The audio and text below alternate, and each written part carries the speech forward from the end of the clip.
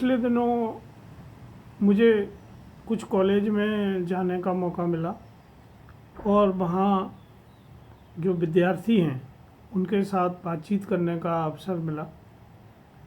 और वहाँ हम लोग बात कर रहे थे कि जो कॉलेज के पाठ्यक्रम हैं उनमें सामान्यतः जो थ्योरेटिकल नॉलेज है वो अच्छे से पढ़ाया जाता है, और जब आप सरकारी नौकरी के लिए आवेदन देते हैं तो उसमें लिखित परीक्षा होती है, और लिखित परीक्षा का भी पाठ्यक्रम सामान्यतः वही होता है जो आपकी डिग्री का पाठ्यक्रम है।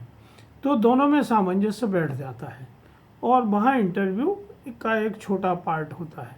जबकि जो प्राइवेट सेक्टर है, चूँकि अब ज़्यादातर जो जॉब हैं वो प्राइवेट सेक्टर में निकल रहे हैं, तो प्राइवेट सेक्टर में सामान्यतः लिखित परीक्षा नहीं होती है।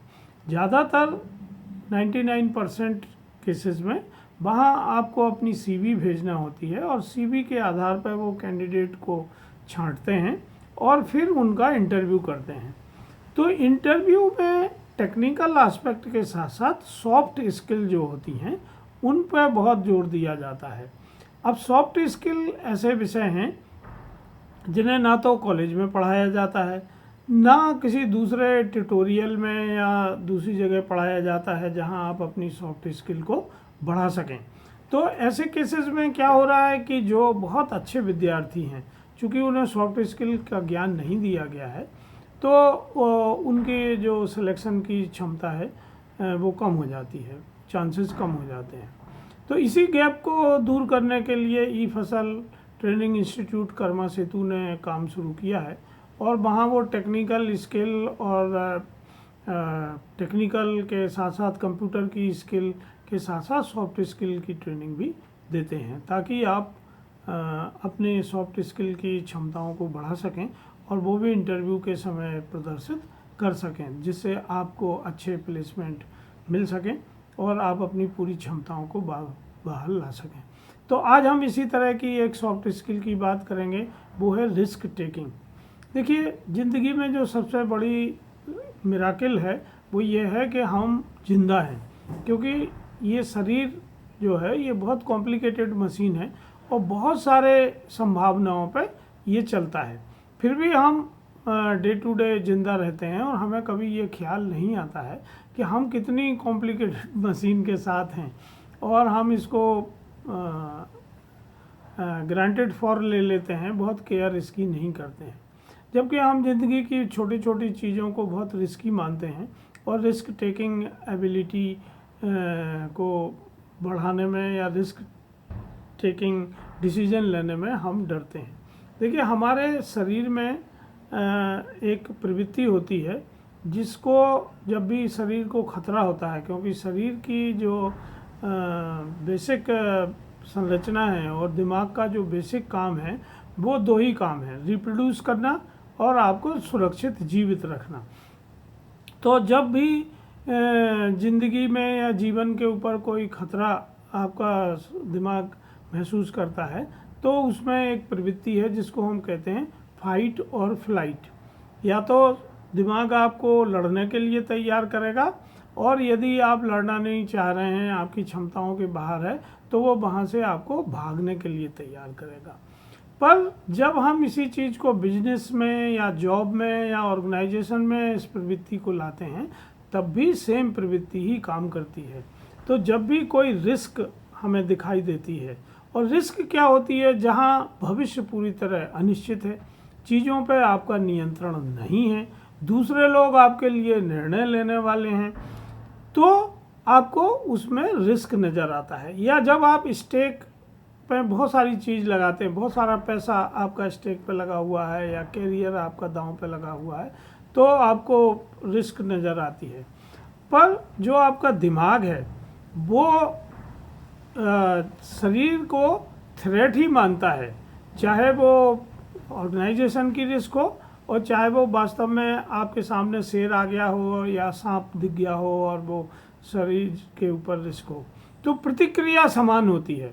तो जब हम इंटरव्यू देते हैं या नौकरी पाना चाहते हैं, तो भी हमें बहुत रिस्क नज़र आती है। या छोटी छोटी चीज़ें हम देखें कि जब हम अपने लिए ये तय करते हैं कि हम साइंस में जाएंगे, आर्ट में जाएंगे, कॉमर्स में जाएंगे, इंजीनियरिंग में जाएंगे, मेडिकल में जाएंगे, लीगल में जाएंगे या एग्रीकल्चर सेक्टर में जाएंगे। तो ये एक तरीके का बहुत बड़ा रिस्क है जो आप भविष्य के प्रति ले रहे हैं। फिर किस कॉलेज में एडमिशन लेंगे, किस परीक्षा में, टेस्ट में आप बैठेंगे जिससे आपको अच्छा कॉलेज मिले, अच्छे वातावरण में मिले। फिर आप परीक्षा में किस तरह सफल होंगे। तो ये सब चीज़ें रिस्क की हैं। बिजनेस में भी इस तरह के रिस्क होते हैं, और जब आप ऑर्गेनाइजेशन में काम करते हैं, गवर्नमेंट में काम करते हैं, तो आपको निरंतर निर्णय लेने होते हैं, और ये बहुत सारी कॉम्बिनेशन और परिस्थिति की पर डिपेंड करते हैं। तो आपको हमेशा एक थ्रेट में जीना पड़ता है, और इसका सबसे बुरा जो असर होता है वो शरीर पे होता है कि वो आपको हमेशा फाइट और फ्लाइट मोड में रखता है। तो फाइट और फ्लाइट मोड में क्या होता है कि आपका दिमाग आपके शरीर में जो कुछ हार्मोन्स हैं जो जिससे आप भागने के लिए या लड़ने के लिए तैयार होते हैं, वो रिलीज करते हैं। और इन हार्मोन्स की वजह से, जिसमें मेन हार्मोन है एड्रेनल, तो एड्रेनल जब आपके शरीर में आता है तो आपका तापमान बढ़ जाता है, सांस तेज चलने लगती है, और आप फाइट या फ्लाइट की पोजीशन के लिए तैयार होते हैं। तो जब आप कोई भी रिस्की निर्णय लेते हैं तब भी यही प्रवृत्ति आप में काम करती है। इसीलिए आप देखिए कि निरंतर जब आपका शरीर फाइट और फ्लाइट के लिए तैयार रहेगा और आपका इम्यून सिस्टम धीरे धीरे कमज़ोर होने लगता है। जब इम्यून सिस्टम कमज़ोर होता है तो बहुत सारे रोग हमें घेर लेते हैं, हम स्ट्रेस में रहते हैं, हमारे चेहरे पे स्ट्रेस दिखने लगता है, हमारे आँखों के नीचे काले काले धब्बे हो जाते हैं, हम ट्रेम्बलिंग करते हैं अंदर से, या हमें नींद नहीं आती है, खाना ठीक से नहीं पचता है, और सिंजोफ्रेनिक हो सकते हैं, या दूसरी कई बीमारियां, ब्लड प्रेशर, या आपका हाइपरटेंशन, या शुगर आपकी बढ़ सकती है। तो इस तरह से बहुत सारी बीमारियां धीरे धीरे शुरू होती हैं। तो हमें ये समझना चाहिए कि हम हमेशा फाइट और फ्लाइट मोड में ना रहें, और रिस्क टेकिंग स्किल इसी बात के लिए आपको तैयार करती है कि आप रिस्क को ठीक तरीके से असेस करिए कि ये रिस्क है, या ये चुनौती है, या ये अपॉर्चुनिटी है। तो आप उसको क्या नाम देते हैं, क्योंकि परिस्थिति वही है, डिपेंड करता है कि आप अपने अंदर उसको कैसे इंटरप्रेट कर रहे हैं। अगर आप उसको थ्रेट के तौर पर लेंगे तो आपकी प्रतिक्रिया अलग होगी, अगर आप उसको एक चुनौती के तौर पर लेंगे तो प्रतिक्रिया अलग होगी, आप अपॉर्चुनिटी के लिए लेंगे तो प्रतिक्रिया अलग होगी। तो सबसे पहले रिस्क को असेस करिए और उसकी सही सही व्याख्या अपने दिमाग के अंदर लाइए, ताकि जो आपका दिमाग है वो सही प्रतिक्रिया दे सके। तो सबसे पहला तरीका तो ये होता है कि रिस्क को हम असेस करें कि ये किस लेवल की रिस्क है। देखिए, कोई भी जो रिस्क होती है उसके हर समस्या का समाधान भी होता है। जैसे बुद्ध के अगर हम 4 आर्य सत्य को देखें तो पहला आर्य सत्य है कि जीवन दुख है। तो अगर जीवन दुख है तो दूसरा आर्य सत्य है कि दुख का कारण है। अगर कारण है तो तीसरा आर्य सत्य है कि कारण का निदान है, उसका निराकरण हो सकता है। और चौथा आर्य सत्य है कि एक दुख रहित अवस्था भी है। तो इसी तरह हर चुनौती या हर जो समस्या या जोखिम आपके सामने आया है उसमें भी आप इस चीज़ को लागू कर सकते हैं। फिर दूसरा जो सबसे बड़ा फियर होता है वो होता है फियर ऑफ फेल्योर। जब हम किसी चीज़ में हाथ डालते हैं, करना चाहते हैं, तो हमें ख़ास तौर से 3 या 4 बाधाओं को पार करना पड़ता है। सबसे पहले साइकोलॉजिकल बाधा होती है जो आपके दिमाग में होती है, और दिमाग आपको हमेशा फियर ऑफ फेल्योर की तरफ ले जाता है। असफलता का डर कि ये ऐसा नहीं हुआ तो ऐसा हो जाएगा, इतना नुकसान हो जाएगा, ये हो जाएगा। तो ये जो फियर ऑफ फेल्योर है ये आपके दिमाग में होता है। दूसरा, जो आपके परिजन हैं, जो फैमिली के लोग हैं, जब आप कोई रिस्की काम करते हैं तो वो भी फियर ऑफ फेल्योर ही आपके सामने रखते हैं। बहुत कम ऐसे मौके होते हैं जब परिवार आपको सपोर्ट करे। तीसरा कि जो समाज होता है वो भी फियर ऑफ फेल्योर से आपको हमेशा आगाह करता है और बताता रहता है।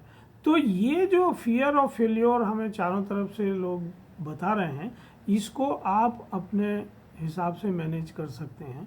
और अगर आपने एक बार अपने मन में ठान लिया है तो परिवार और समाज जो डर दिखा रहे हैं उससे आप आसानी से जूझ सकते हैं, उससे आसानी से निपट सकते हैं। पर यदि आप अपने दिमाग में ही फियर ऑफ फेल्योर से डर गए हैं तो आप फिर कोई रिस्क नहीं ले सकते हैं। तो फियर ऑफ फेल्योर को आपको समझना है। इसी तरह फियर ऑफ चेंज, क्योंकि जब भी आप रिस्क लेंगे तो कुछ चीज़ें बदलेंगी और उस जो अनचार्टर्ड टेरिटरी है जहां आप कभी नहीं गए हैं, जो कंफर्टेबल जोन नहीं है, तो आपका दिमाग हमेशा उस फियर को भी आपके सामने लाएगा कि इस चेंज से क्या होता है। तो मेरा जो सुझाव है कि आप इंक्रीमेंटल रिस्क लीजिए, छोटे छोटे रिस्क लीजिए और छोटे रिस्क लेके आप काम करेंगे, निर्णय करेंगे और उनसे आप आगे बढ़ते जाएंगे तो आप देखेंगे कि धीरे धीरे आप बहुत बड़े रिस्क ले सकते हैं। हमेशा रिस्क कैलकुलेटिव रिस्क लीजिए और हमेशा उसके परिणाम को सोचिए कि अगर ये रिस्क हमने लिया तो इसका कैसे असर होगा। पर ये एक ऐसी एबिलिटी है जो हर कोई डेवलप कर सकता है, ये आपके अंदर नेचुरल है। मतलब आपको केवल उन क्षमताओं को उभारना है जो प्रकृति ने आपको ऑलरेडी दी हुई हैं और इन्हीं क्षमताओं का उपयोग आप अपनी नौकरी में कर सकते हैं, अपनी सीवी को अच्छे से बना सकते हैं, आप अपने इंटरव्यू को अच्छे से फेस कर सकते हैं। आप जिस ऑर्गेनाइजेशन में काम कर रहे हैं वहाँ, क्योंकि जो जितना रिस्क लेगा उतना ही वो गेन करेगा। Without risk no gain. अगर आप कोई निर्णय नहीं ले रहे हैं, आप कोई रिस्क नहीं ले रहे हैं और आप चाहते हैं केवल सफलता आपको मिले, लाभ आपको हो, आपकी पदोन्नति हो या आपका ऑर्गेनाइजेशन खूब अच्छा बिजनेस खड़ा कर ले, तो ऐसा कभी होता नहीं है। तो दोस्तों इसको आप समझिए।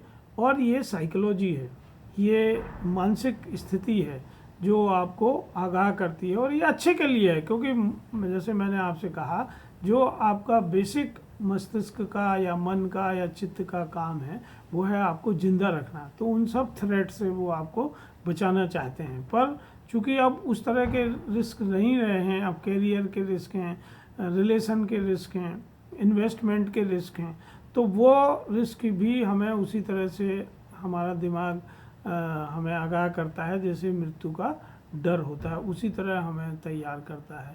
तो जितने अच्छे से हम रिस्क को समझेंगे, उसको हम इंटरप्रेट करेंगे अपने अंदर, उतने अच्छे से हम उनका निराकरण कर सकते हैं। तो दोस्तों इसी तरह की सॉफ्ट स्किल की हम लोग बात करते हैं और इसी तरह की सॉफ्ट स्किल हम ई फसल ट्रेनिंग इंस्टीट्यूट कर्मा सेतु में लोगों को सिखाते हैं, तैयार करते हैं, ताकि जो लोग जॉब पाना चाहते हैं वो जॉब पा सकें, जो जॉब कर रहे हैं वो अपने जॉब में सफल हो सकें, या आप नया बिजनेस शुरू करना चाहते हैं या आप अपना बिजनेस कर रहे हैं तो उसको आगे ले जा सकें।